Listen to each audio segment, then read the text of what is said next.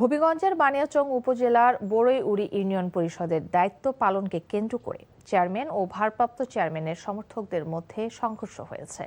প্রায় 2 ঘণ্টাব্যাপী চলা সংঘর্ষে পুলিশ সহ উভয় পক্ষের অর্ধশতাধিক আহত হয়েছেন। পরিস্থিতি নিয়ন্ত্রণে আনতে পুলিশ টিয়ারশেল ও সাউন্ড গ্রেনেড নিক্ষেপ করে। হবিগঞ্জ থেকে সেলিমিয়ার পাঠানো রিপোর্ট।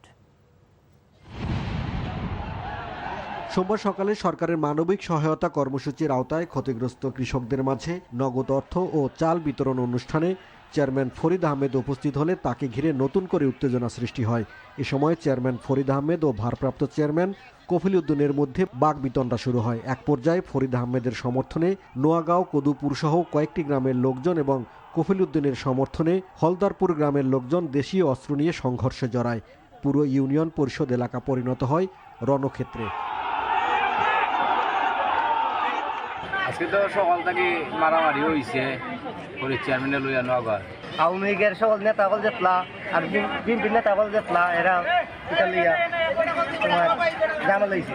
ভারপ্রাপ্ত কফিল উদ্দিন যে মেম্বার 5 নং ওয়ার্ডের মোহাম্মদ কফিল উদ্দিন, সে তার সন্ত্রাস বাহিনী লইয়া আইয়া ওই আক্রমণ হইয়া লাইছে।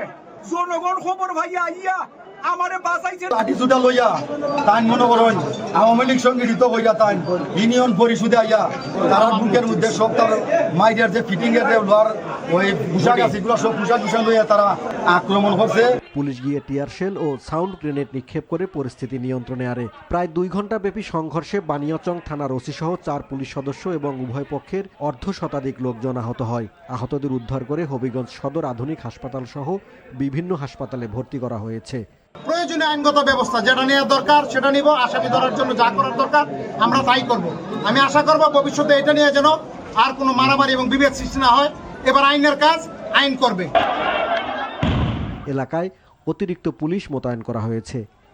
NTV news desk.